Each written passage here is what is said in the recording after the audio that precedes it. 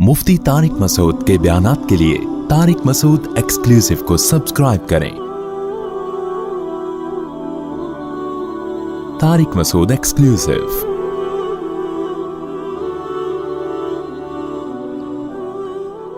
हज़रत हकीम अख्तर साहब रहिमहुल्लाह ताला बड़े अल्लाह वाले बुज़ुर्ग थे, उनके बयानात सुना करें, यूट्यूब पे मौजूद हैं। उनके बयानात सुन के आपको लगेगा कि अल्लाह वाले किसे कहते हैं। पहले उलमा बुज़ुर्गान दीन कैसे लोगों को दीन की तरफ लाते थे और आजकल के स्कॉलर्स कैसी नफ़रतें फैला रहे हैं।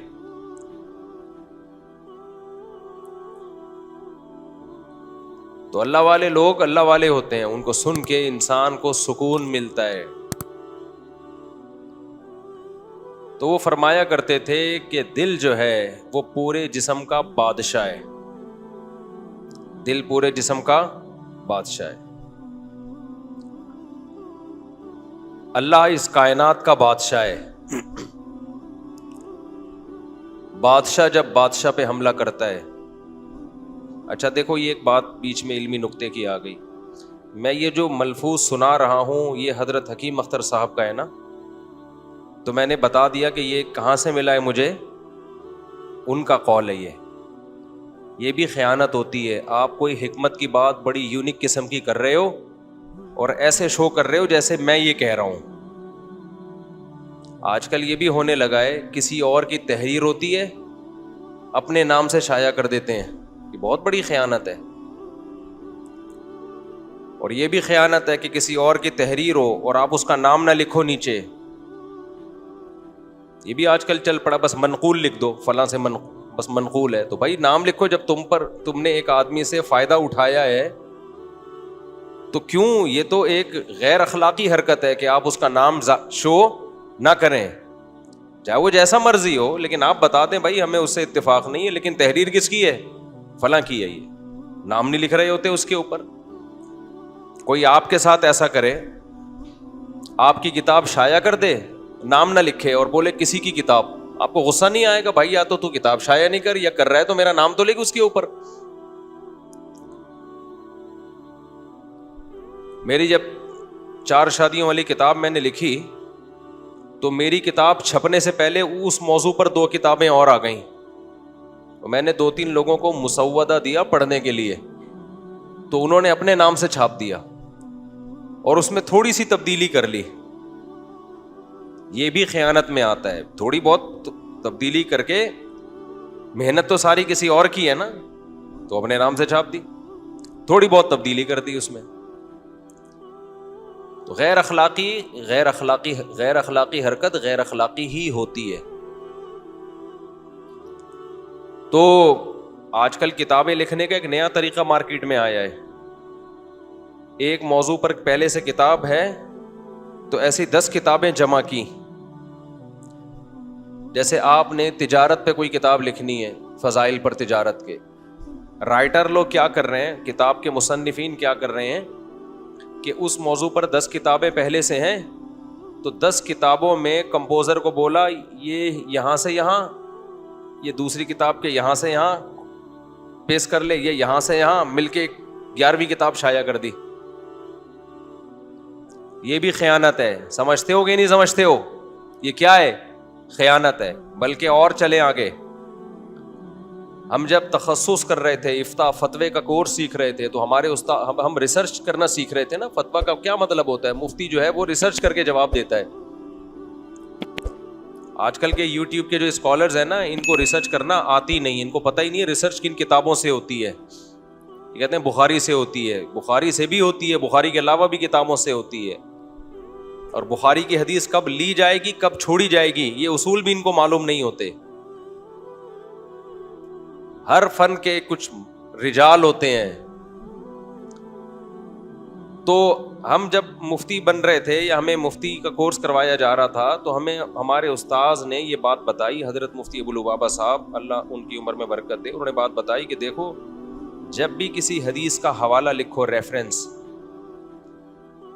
तो अगर किताब में खुद देखा है तो लिखो सही है बुखारी। अगर खुद बुखारी में नहीं देखा, बल्कि किसी शख्स की किताब में वो हदीस थी اور اس نے لکھا کہ بخاری, تو پھر آپ نے ڈائریکٹ بخاری کا حوالہ نہیں دینا, آپ نے کہنا ہے کہ فلاں کتاب کے فلاں صفحہ نمبر پہ بحوالہ بخاری, فلاں کتاب کے فلاں صفحے پہ میں نے یہ حدیث دیکھی ہے بخاری کے حوالے سے, کیونکہ آپ نے بخاری میں تلاش نہیں کی ہے, کسی اور کی تلاش سے فائدہ اٹھا رہے ہو آپ. سمجھ میں آ رہی ہے بات کہ نہیں آ رہی؟ تو یہ بھی خیانت ہے. تلاش اس نے کی ہے, اس کی محنت ہے, اور آپ نسبت کیا کر رہے ہو جیسے آپ نے بخاری میں خود دیکھا ہے. جیسے مشکات جو ہے نا, مشکات حدیث کی کتاب ہے, اب اس میں حدیثیں اپنی سند کے ساتھ نہیں ہوتی, بخاری کے, مسلم کے, ابو داؤد کے, ترمذی کے حوالے ہوتے ہیں عام طور پہ. تو آپ نے حدیث ترمذی میں نہیں دیکھی ہے, آپ نے تو مشکات میں دیکھی ہے, مشکات نے حوالہ دیا ترمذی کا, تو آپ یہ لکھیں گے مشکات حدیث نمبر فلاں بحوالہ ترمذی, یعنی میں نے مشکات میں دیکھی ہے, مشکات نے ترمذی کے حوالے سے نقل کی ہے, کیونکہ یہ صاحب مشکات کی محنت ہے کہ انہوں نے ترمذی میں جا کے دیکھا ہے, آپ کی محنت تھوڑی ہے. آج کل کے لوگ اس چیز کا خیال نہیں کر رہے. اور ایک اور یہاں میں آج کل کے اسکالرس کی ایک آپ کو خیانت بتاؤں, عوام کو خیانت ہوتی ہے, خوب سمجھ لو. کسی بھی طرح سے آپ عوام کو ٹوپی کرا رہے ہو, اٹ از کالڈ خیانت. یہ خیانت بڑی خاندانی ہو رہی ہے, یہ اب سمجھو اس کو. آج کل کے اسکالرس کیا کرتے ہیں, حدیث ایک ہے, حدیث کتنی ہے, ایک, وہ بخاری میں بھی ہے, مسلم میں بھی ہے, ترمذی میں بھی ہے, ابن ماجہ میں بھی, ابو داؤد میں بھی ہے, ایک ہی صحابی سے, نیچے سند بھی ایک ہے, تو وہ ایک حدیث کہلاتی ہے. لیکن وہ اسکالرز بھرم دیتے ہیں, حدیث بخاری کی فلاں بخاری میں فلاں نمبر, ابو داؤد میں فلاں نمبر, مشکات میں فلاں نمبر, اور ترمذی میں فلاں نمبر. لوگوں پہ بھرم آتا ہے, ارے اتنی ساری حدیثیں, اف اتنی, اور فلاں ان تمام حدیثوں کے خلاف ہے, اتنی ساری. وہ اتنی ساری نہیں, کوئی عالم ہوگا ایک ریفرنس دے گا, وہ سمجھ میں آ رہی ہے بات. اول تو بخاری اور مسلم کا ریفرنس آنے کے بعد تو مزید کوئی ریفرنس کی ضرورت, اب وہ بھرم ہی رہ جاتے ہیں خالی. لیکن وہ بھرم میں لوگ سمجھتے ہیں یار کیا کتابوں کے انبار لگا دیے اس بندے نے, بھائی حدیثوں کے دے دنادن انبار لگا دیے. وہ آپ چونکہ معذرت کے ساتھ بے وقوف ہو, تو آپ کی نفسیات سے وہ بندے کیا ہوتے ہیں, واقف ہوتے ہیں. آپ وہ آپ کو الو بنا رہا ہے, اور آپ الو کیا کر رہے ہو, بول رہے ہو, بن رہے ہو. آپ کہتے ہیں یار ریفرنسز کے ڈھیر لگا دیے. میں نے جب 20 رکعت تراویح پہ ایک کلپ نہیں, ایک بیان ریکارڈ کروایا تھا, آڈیو. ایک صاحب نے دعویٰ کیا تھا کہ 8 حدیثیں ہیں جس سے پتہ چلتا ہے کہ 8 رکعت تراویح ہے. جب میں نے وہ دیکھا تو وہ ایک ہی حدیث تھی, اور ان سب کا مدار ایک ہی راوی پر تھا. 8 بھی نہیں تھی, بلکہ 4 یا 5 حدیثیں تھیں. 2-3 حدیثیں تو وہ الگ, اس کو تو تراویح سے متعلق تھی نہیں, جو تراویح سے متعلق تھی 2 یا 3 حدیثیں تھیں. اس کو انہوں نے ایک حدیث تھی, سوری, اس کو کیا کہا ہوا تھا, 4 یا 5 کہا ہوا تھا, حالانکہ وہ ایک ہی حدیث تھی. ان سب کا مدار ایک ہی راوی پر تھا. وہ راوی ضعیف ہو گیا تو 4 ہوں, 6 ہوں, 8 ہوں, ساری حدیثیں کیا ہو گئیں, ضعیف, کیونکہ وہ 4, 6, 8 ہیں ہی نہیں.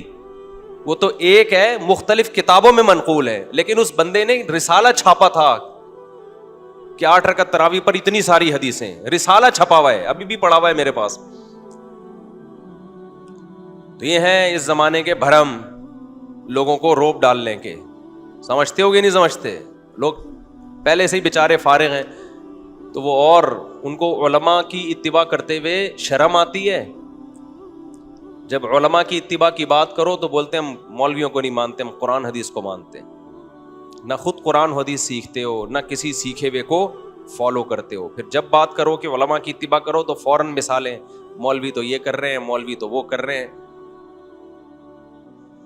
تو ان کو جو وہ یہ اور وہ کر رہے ہیں ان کو فالو مت کرو, جو یہ اور وہ نہیں کر رہے ان کو فالو کر لو. کیسی پاگلوں والی باتیں ہیں یہ, نہیں ہے مولوی یہ کر رہے ہیں تو جو یہ کر رہے ہیں ان کو نہیں کرو نا فالو. یار کس نے کہا ہے, دیکھو یوٹیوب پہ مولوی یہ کر رہے ہیں, یوٹیوب پہ مولوی یہ کر رہے ہیں, تو بہت صحیح, نہیں بھی تو کر رہے ہیں.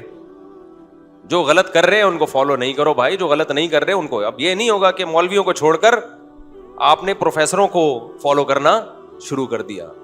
وہ خود تو ڈوبے ہیں صنم, تم کو بھی لے ڈوبیں گے. دین علماء سے ہی سیکھا جائے گا میرے بھائی, اور اس کے علاوہ کوئی آپشن ہے نہیں آپ کے پاس. کہیں اور جاؤ گے تو برباد ہو جاؤ گے. اب میں آپ کو لوگوں کی مینٹل لیول بتا رہا ہوں آج کل ہے کیا. میں نے ایک بیان کیا تھا نا کہ 73 فرقوں میں ایک فرقہ جنتی ہے تو فرقے ختم نہیں کر سکتے. جو جنتی ہے اس کو فالو کرو. تو کسی خاتون نے میرے خلاف بیان دیا ہے کہ یہ اتنے مشہور آدمی ہیں, کتنی غلط بات کر رہے ہیں. دیکھو 73 فرقوں کو ختم کرنے کے بجائے ختم کرنے کی کوشش کرنی چاہیے, نہ یہ کہ ایک کو فالو کریں. تو بھائی آپ کر لیں ختم, ہم نے کب منع کیا ہے؟ ختم ہو جائیں تو سبحان اللہ, بہت اچھی بات ہے. ختم نہیں ہو رہے تو ختم کرنے کے لیے 74واں فرقہ کیوں نکال رہے ہو بھائی؟ ابھی جو فرقوں کو ختم کر رہے ہیں نا, وہ نیا فرقے نئے بنا رہے ہیں. اور میں 20 دفعہ بتا چکا ہوں کہ صحیح فرقے کی پہچان کیا ہے.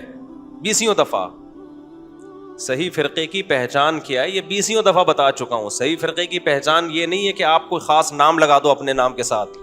صحیح فرقے کی پہچان یہ ما انا علیہ و اصحابی, قرآن کی وہ تفسیر ہوگی جو نبی نے کی, نبی کا جس پر عمل اور پھر صحابہ کا عمل. یہ علامتیں جس میں نظر آ جائیں وہ جنتی فرقہ ہے, چاہے کسی بھی نام سے ہو.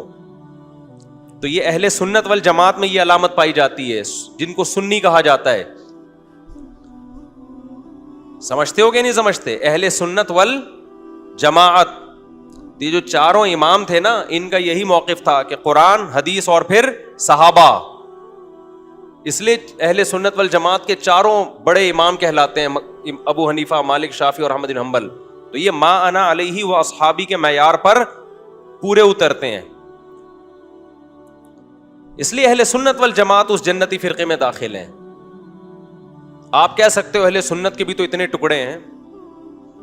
بھائی جتنے بھی ٹکڑے ہوں, جو اس معیار پہ اتر رہا اس ٹکڑے کو فالو کیا جائے گا. جو اس معیار پہ پورا نہیں اتر رہا اس ٹکڑے کو فالو بولو, بلکہ بھوسی ٹکڑے کی طرح اس کو تین ڈبے والے کو دے دیا جائے گا. دعویٰ تو سب کرتے ہیں ہم اہل سنت والجماعت, ہم سنی اہل سنت والجماعت, پورے نہیں اترتے اس پہ. جو پورا اتر رہا ہے بھائی وہ جنتی فرقے میں. پھر اہل سنت والجماعت میں جو قرآن, حدیث اور صحابہ ان تینوں کو فالو کرے گا, ان میں پھر اختلاف اگر ہوگا تو وہ فرقہ واریت نہیں ہے, وہ پھر فروعی اختلاف ہے. جیسے ابو حنیفہ, شافعی, مالک میں اختلاف تھا, وہ صحابہ میں بھی تھا, تو صحابہ تو سارے جنتی ہیں. پھر اگر اس کے بعد بھی اختلاف ہوگا تو وہ اختلاف کیا کہلائے گا؟ وہ اصولی اختلاف نہیں ہے. وہ کون سا اختلاف ہے؟ فروعی اختلاف. سمجھتے ہو کہ نہیں سمجھتے؟ ان اختلاف پھر بھی ختم نہیں ہوگا, لیکن وہ اختلاف شریعت کیا کرتی ہے؟ برداشت کرتی ہے کہ وہ ٹھیک ہے, اس میں دونوں فریق ٹھیک ہیں. جیسے بنو قریظہ کی طرف نبی صلی اللہ علیہ وسلم نے صحابہ کا لشکر بھیجا, حکم دیا عصر کی نماز راستے میں نہیں پڑھنا, وہاں پہنچ کے پڑھنا ہے. تو صحابہ نے کیا کیا؟ اختلاف ہو گیا حدیث سمجھنے میں. ایک نے کہا یہاں پڑھنا ہے, دوسرے نے کہا قضا ہو رہی ہے بھائی, قضا ہونے سے بچانا ہے. بار بار یہ حدیث بیان کر چکا ہوں. ایک نے پڑھ لی اور ایک نے چھوڑ دی, اختلاف ہوا. اب یہ نہیں کہ یہ فرقہ جنتی وہ جہنمی, بھائی دونوں جنتی ہیں. اور یہ فرقے ہیں ہی نہیں. تو حنفی, مالکی, شافعی, حنبلی یہ فرقے نہیں ہیں. فرقے اہل سنت والجماعت یا اہل سنت والجماعت سے خارج ہونا, کیونکہ دونوں میں نظریاتی اختلاف ہے, عقیدے کا اختلاف ہے. تو امام ابو حنیفہ, مالک, شافعی, احمد بن حنبل کا جو اختلاف ہے وہ عقائد کا نہیں ہے, وہ فروعی مسائل کا ہے. سب قرآن, حدیث اور صحابہ کو حجت مانتے ہیں. ان کے علاوہ آپ کو اگر کہیں نظر آئے گا یا تو قرآن کی آیتوں میں تحریف کر رہا ہوگا, یا قرآن کو مان رہا ہوگا حدیثوں میں تحریف, یا حدیثوں کو مان رہا ہوگا صحابہ میں تحریف. تو تینوں چیزیں ملتی ہیں تو کیا بنتا ہے؟ اہل سنت والجماعت, جو فرقہ ناجیہ ہے, جو جنتی فرقہ ہے. پھر بھی اگر کوئی کہتا ہے نا میں فرقوں کو نہیں مانتا, آپ اس سے کہتے تم شیعہ ہو یا سنی ہو یہ بتاؤ. وہ کہے میں کچھ بھی نہیں ہوں, میں سمپل مسلمان ہوں. تم سے بولو بھائی شیعوں کے عقیدے الگ ہیں, سنیوں کے الگ ہیں, تو بتاؤ نا آپ کس عقیدے کے حامل ہو. تو ایسے لوگ پتہ ہے جواب میں کیا کہتے ہیں؟ کہتے ہیں ہم عقائد تو وہی ہے ہمارے اہل سنت والجماعت والے, لیکن ہمارا کوئی فرقہ نہیں ہے. تو ابے جس کے اہل سنت والجماعت والے عقائد ہوتے ہیں اسی کو تو سنی کہا جاتا ہے. اسی کو کیا کہا جاتا ہے؟ ان شارٹ کیا کہہ دیتے ہیں اس کو؟ سنی کہہ دیتے ہیں. سمجھتے ہو کہ نہیں سمجھتے؟ پھر سنیوں میں جو بر صغیر میں کچھ سنی ایسے ہیں جو تیجا 40واں کرتے ہیں, ربیع الاول میں جلسے جلوس نکالتے ہیں, 11ویں شریف 12ویں شریف مانتے ہیں. کچھ سنی ایسے ہیں جو کہتے ہیں یہ چیزیں صحابہ سے ثابت نہیں ہیں تو ہم ان کو نہیں مانیں گے. اب سنیوں کی کتنی قسمیں ہو گئیں؟ 2 قسمیں ہو گئیں. تو لوگوں نے خود اپنی آسانی کے لیے وہ والے سنی جو تیجے 40 میں نہیں کرتے ان کو دیوبندی کا نام دے دیا, وہ والے سنی جو تیجے 40 میں کرتے ہیں ان کو بریلوی کا نام دے دیا. اب ہم یہ نہیں کہتے دیوبندی جائے گا یا بریلوی جنت میں جائے گا, یہ تو نام پبلک نے دیے ہیں بھائی, یہ علماء نے تھوڑی وضع کی ہے نام, پھر مارکیٹ میں پھیل گئی یہ نام. اصل تو یہ ہے کہ سنی کون ہے, اہل سنت والجماعت میں سے کون ہے. تو اب یہ آپ فیصلہ کر لو کہ صحابہ کے طریقے پر کون ہے. جو صحابہ کے طریقے پر ہے وہ سچی مچی کا اہل سنت والجماعت ہے, جو صحابہ کے طریقے پر نہیں ہے وہ نام کا اہل سنت والجماعت ہے. سمجھتے ہو کہ نہیں سمجھتے؟ تو یہ بہت آسان حل ہے جنتی فرقے کو پہچاننے کا. باتیں آپ کروا لو لوگوں سے بیٹھ کے, ہم فرقے نہیں مانتے, تو کیا مطلب کیا کرتے ہو پھر فرقے نہیں مانتے تو کیا نتیجہ کیا نکلا اس کا؟ آپ تو نئے فرقے بنا رہے ہو. آپ کو چاہیے تھا جتنے صحیح ہیں نا ان کو بتاتے یہ والا صحیح ہے, اس کو فالو کرو. جب آپ نے یہ کہہ دیا کہ سارے غلط ہیں تو اس کا مطلب یقیناً یہی ہے کہ اب نیا بنا رہے ہو آپ, تو کم نہیں تھوڑی کر رہے ہو, اب آپ کیا کر رہے ہو, نیا بنا رہے ہو.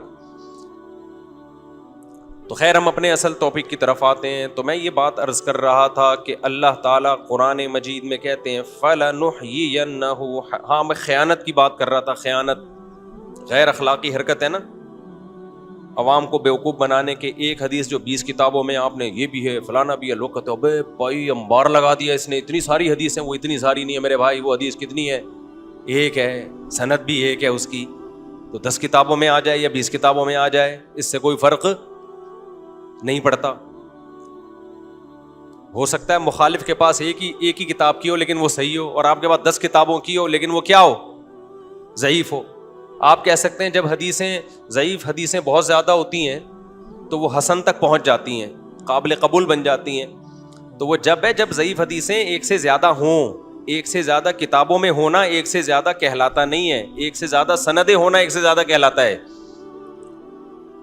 سمجھتے ہو کہ نہیں سمجھتے؟ ترمذی ایک کتاب ہے, اسی میں 2 مختلف سندوں سے حدیث ہوگی تو وہ 2 حدیثیں کہلائے گی. لیکن اگر حدیث کی 6 کتابوں میں ایک ہی سند کے ساتھ 6 کتابوں میں حدیث ہے تو 6 حدیثیں نہیں کہلائیں گی, وہ کتنی کہلائیں گی, ایک. اچھا ایک بات تو یہ. دوسری گڑبڑ آج کر کے اسکالرز یہ بھی کر رہے ہیں کہ حوالہ دے رہے ہوتے ہیں, حدیث بخاری میں بھی ہے, مسلم میں بھی ہے, مشکات میں بھی ہے. جو اصول حدیث جنہوں نے پڑھا ہوا ہے نا وہ سمجھتے ہیں بہت بڑا لطیفہ ہے یہ کیا ہے, بہت بڑا لطیفہ. اس لیے کہ مشکات حدیث کی مستقل کتاب نہیں ہے, وہ تو خود حوالہ دیتی ہے کہ یہ حدیث بخاری کی ہے یا مسلم کی. تو جب ڈائریکٹ اصل کتاب کا حوالہ دے دیا تو اب مشکات کا حوالہ دینے کی کیا ضرورت ہے؟ نہیں یہی بات میرا خیال ہے. اس کی مثال ایسے ہے جیسے فضائل اعمال میں آپ نے کوئی حدیث پڑھی نماز کی فضیلت کی, حوالہ تھا مسلم کا, آپ نے کہا یہ حدیث بخاری میں بھی ہے, مسلم میں بھی ہے, فضائل اعمال میں بھی ہے. تو بخاری مسلم جب اصل کتابوں کا حوالہ دے دیا, فضائل اعمال کی ضرورت ہے؟ ریاض الصالحین حدیث کی کتاب ہے, بہت مستند احادیث کی, ریاض الصالحین علامہ نووی رحمہ اللہ تعالی نے لکھی. اب انہوں نے حدیثیں جمع کی ہیں اور حوالے دیے ہیں, یہ بخاری کی ہے, یہ مسلم کی, یہ ترمذی کی, یہ ابو داؤد کی. آپ نے کیا کہا, آپ نے کہا یہ حدیث بخاری میں بھی ہے, مسلم میں بھی ہے, ابو داؤد میں بھی ہے, اور ریاض الصالحین کے بھی صفحہ نمبر فلاں پہ ہے. تو عوام تو بھرم میں آئے گی, عوام کہے گی ماشاءاللہ عامی آدمی ہے, عالم نہیں ہے, لیکن اتنا مطالعہ, اتنی اسٹڈی کے بڑے بڑے علماء کو اس نے منہ بند کر دیا. حالانکہ علماء کا منہ بند ہوتا ہے جواب دینے سے, اس لیے کہ یہ ان کو اندازہ ہو جاتا ہے کہ یہ بالکل کیا ہے, فارغ آدمی ہے. باقی ہنسی آ رہی ہوتی ہے ان لوگوں کی حرکتوں پر. تو میں نے بہت دفعہ دیکھا ہے بعض اسکالرز کو کہ وہ حوالہ دے رہے ہیں مسلم کا, فلانا کا, پھر مشکات کا, مشکات میں فلاں پہ. دبے تو کیا کر رہے ہو لوگوں کے ساتھ یار, تم لوگوں کی نفسیات سے کھیل رہے ہو. اچھا ہے کھیلتے رہو. جب لوگ ڈاکٹروں کو چھوڑ کر قصائیوں سے علاج شروع کرا دیں گے تو اس قوم کی سزا یہ ہے کہ وہ مرے. اسی طرح جب لوگ علماء کو چھوڑ کر عام لوگوں کو مذہبی رہنما بنا کر ان سے مسائل پوچھیں گے تو اس قوم پر بالکل صحیح عذاب آئے گا اللہ کا. اچھا ہے تباہ ہو, برباد ہو, سکون بھی برباد ہوگا اور فرقوں میں تقسیم در تقسیم ہوتے چلے جاؤ گے. یہ اللہ کا فیصلہ ہے. جیسے میں نے بتایا تھا نا, گارڈ کی تنخواہ جو قوم 10,000 روپے دیتی ہے, جو قوم گارڈ کو 10,000 روپے دے رہی ہے 12 گھنٹے کی, تو جب ڈاکو آئے تو اس قوم کی سزا یہ ہے کہ گارڈ وہاں سے بھاگ جائے. کیا خیال ہے؟ میں نے خود گارڈوں کو, جو گارڈ گلی کے گارڈ ہے, ان کو مشورہ دیا, بھائی اگر کوئی مشکوک بندہ بھی نظر آتا ہے, خدا کے لیے اپنے بیوی بچوں کا خیال کرنا, بیوی کو بیوہ مت کرنا, بچوں کو یتیم مت کرنا. پہلے 10,000 میں 4-4 6-6 بچے پال رہے ہو, بیوہ ہو جائے گی بیوی, وہ بیچاری کہاں جائے گی. اس لیے کوئی مشکوک آدمی نظر آئے, میں نے کہا میرا گارڈ بھی نظر آئے تو بھاگ جانا. اگر تم نہیں پہچانو, آپ تم سمجھو کوئی ڈاکو آ رہا ہے. 10,000 میں میرے بھائی بالکل صحیح ہے کہ نہیں ہے؟ اس لیے کہ جو گلی والے اپنی, جو تمہاری سیکیورٹی کے لیے بیٹھا ہے, تمہاری جیب سے 40-50 گھر ہوتے ہیں ایک گلی میں, 500 روپے بھی دے دیں تو بیڑا پار ہو جائے اس کا. 500 روپے جیب سے نکل نہیں رہے ہوتے, اور بٹھایا اس کو کراچی کے ڈاکوؤں سے حفاظت کے لیے. تو میرے بھائی جیسا دیس ویسا بھیس. خلیفہ ہارون رشید ایک دفعہ بڑی سواری پہ جا رہا تھا, بڑی سواری پہ, جاہو جلال کے ساتھ, حشم خدم کے ساتھ. تو ایک شخص آیا اور ہارون رشید کا اس نے لگام پکڑی. ول تو لوگ آنے نہیں دیتے تھے, لیکن جب اس نے دیکھا تو تواضع کی, اس نے کہا آنے دو بھائی, آن دے. اس نے ہارون رشید کے گھوڑے کی لگام پکڑی اور بولا, بتا تو زیادہ بہتر ہے یا عمر بن خطاب زیادہ بہتر تھے؟ تو اس نے کہا یقیناً عمر بن خطاب بہتر تھے. انہوں نے کہا عمر بن خطاب کی تو یہ جاہو جلال نہیں تھا, سادہ سواری تھی, گدھے پہ سواری کرتے, کپڑوں میں پیوند لگے ہوتے, اور تو اپنا لباس دیکھ اور اپنا پروٹوکول دیکھ. تو خلیفہ ہارون رشید نے کہا کہ اب عمر بن خطاب حکمران تھا ابو ہریرہ جیسے لوگوں کا.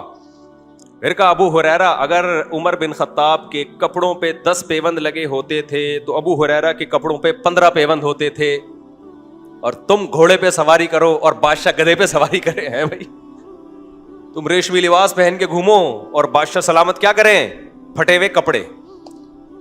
تو مجھے اس سے یہ ہمارے گارڈوں کی جو آج کل گلیوں میں تنخواہیں چل رہی ہیں, اس سے یاد آیا کہ جو قوم اپنے ماتحتوں کو تنخواہ دینے کے لیے تیار نہیں ہے اور کام میں نچوڑ رہی ہے, تو بھائی اس قوم کو حکمران اسی قوم سے ملیں گے.